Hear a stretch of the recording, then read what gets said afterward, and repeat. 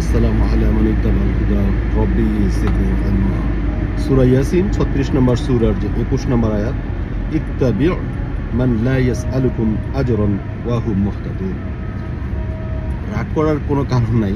আমি রিকোয়েস্ট করব যে কোরআনটা খোলেন, খুলে আয়াতটা পড়েন, বাংলা অনুবাদ পড়েন, বা যারা আপনি যাদের অনুসরণ করছেন তাদেরকে জিজ্ঞাসা করেন যে আল্লাহ বলছেন যে অনুসরণ করো তাহাদের, দিস ইজ দ্য অর্ডার, অনুসরণ করো তাহাদের যাহারা তোমাদের নিকট কোনো প্রতিদান চায় না এবং যাহারা সৎপথ প্রাপ্ত। তাহলে যারা প্রতিদান চায় তারা সৎপথ প্রাপ্ত নয়, যারা প্রতিদান চায় না তারা সৎপথ প্রাপ্ত। এটা আমার কথা না, আল্লাহর কথা। এখন আপনি কার কথায় যে বিভিন্ন ইবাদত বন্দেগী করছেন, যেমন জিহাদ, যেই শব্দটা জিহাদ, জিহাদ শব্দটা নিয়ে আলোচনা করব। তো জিহাদ নিয়ে, জিহাদের বিভিন্ন রকমের দল আছে, যারা জিহাদের কথা বলে আর কি। এই হরফটা বলতে গেলে, শব্দটা বলতে গেলে জিম, যেটা হচ্ছে আপনার জমা করা, কালেকশন করা, হা যেটা ভিতর থেকে আসে, বড় হা যেটা ওয়াহি, যেটা জীবন, যেটা প্রাণবন্ত, জীবন্ত, যেমন রোহ, মুভমেন্ট, র যেটা নড়াচড়া করছে, হা যেটা হচ্ছে কি আপনার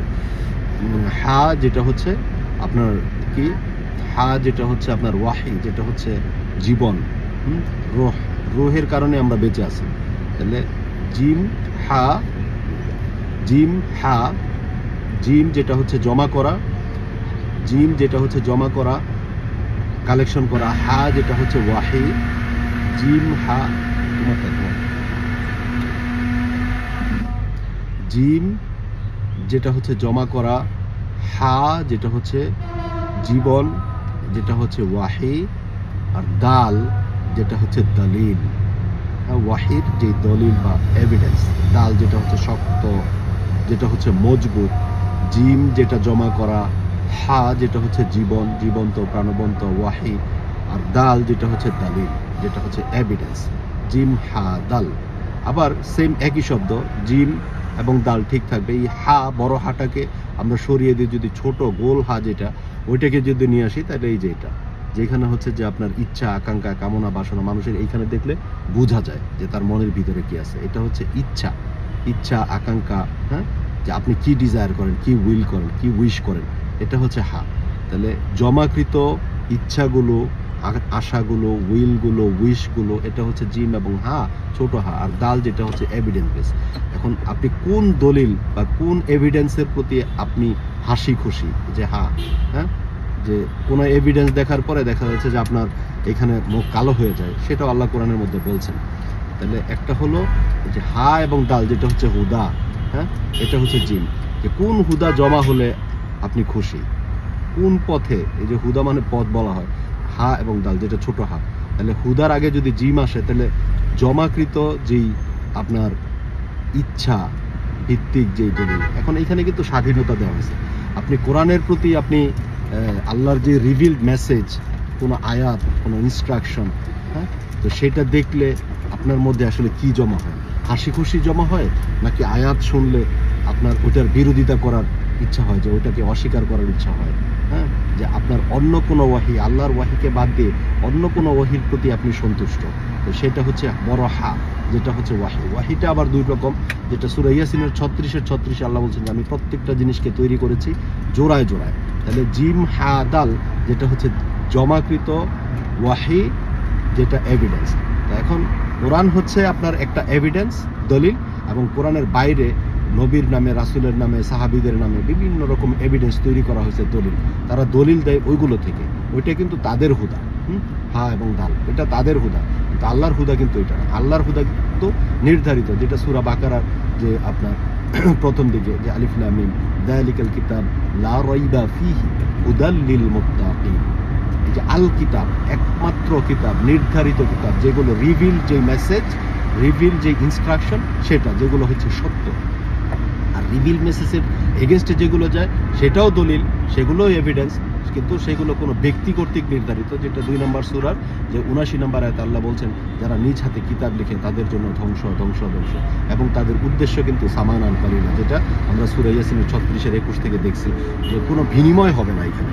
তাহলে এখন যে ইস্যুটা আমরা পড়ব সেটা হচ্ছে যে 6 নম্বর সূরার 33 নম্বর আয়াতের যে 14 নম্বর শব্দটা, এখানে আপনারা দেখবেন যে শেষ যে শব্দটা জিম জিম হা, ভিতর থেকে হা আর দাল, যেটা হচ্ছে হা এবং দাল, যেটা হচ্ছে হাদিদ, সূরা হাদিদ, হা এবং দাল। হা যেটা হচ্ছে হাদিদ মানে কি শক্ত মজবুত, এরকম কি যে আয়াত শোনার পরে তারা এরকম শক্ত আচরণ করবে, এরকম মজবুত আচরণ করবে, যেটা হচ্ছে যে তারা এটাকে অস্বীকার করবে। সাউন্ড আর বন্ধ করবে। তাহলে এখানে যে বিষয়টা হচ্ছে যে ইয়াজহাদুন, এটার রুট ওয়ার্ড হচ্ছে জিম হা এবং দাল, জাহাদ। তাহলে এটা আমরা পড়ছি সূরা আনাম যে 6 নম্বর সূরার যে 33 নম্বর আয়াত, আমি অবশ্য জানি যে তাহারা যাহা বলে তাহা তোমাকে নিশ্চিতই কষ্ট দেয়।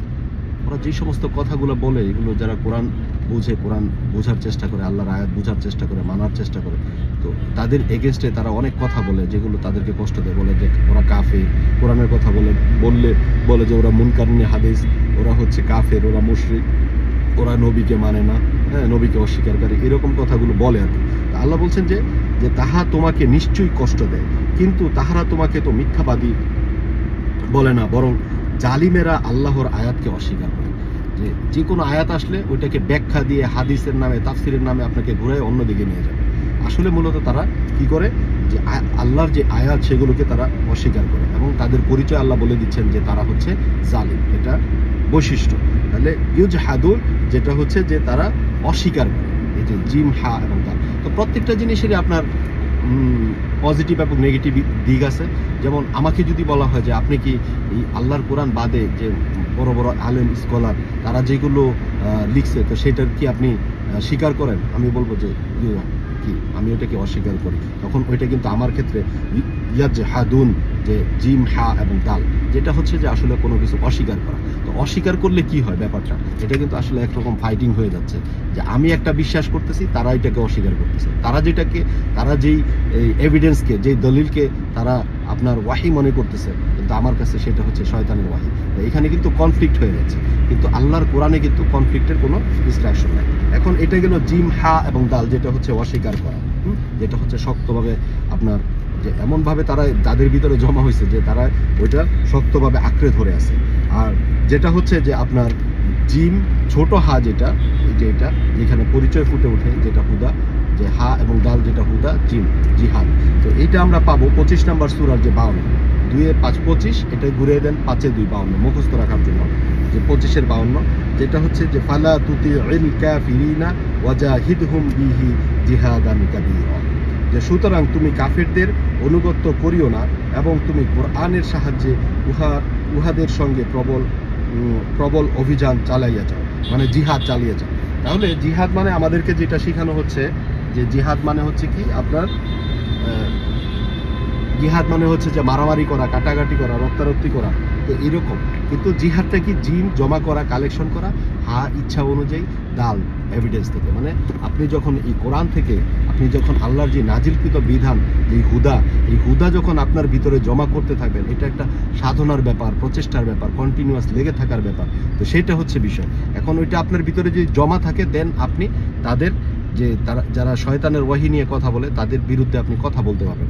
আপনার ভিতরে যদি এই কোরআনের যে মেসেজ, রিভিল যে মেসেজ, যে আল কিতাব, হ্যাঁ, যে মুসাদ্দিকাল লিমা বাইনা ইয়াদাইহি, তো ওইগুলো যখন আপনার গ্যাদার হবে, কালেকশন হবে, দেন আপনি তাদের সাথে কথা বলতে পারবেন। আপনি একটা দুইটা আয়াত হয়তো বুঝে তাদের সাথে কথা বলতে গেলে তখন কিন্তু আপনি তাদের সাথে পারবেন না। যে আপনার যে প্রচেষ্টা, যে আল্লাহর যে একক বিধান, সেটা প্রচেষ্টা করার জন্য আপনি চেষ্টা করলে তখন কিন্তু আপনি ব্যর্থ হয়ে যাবেন।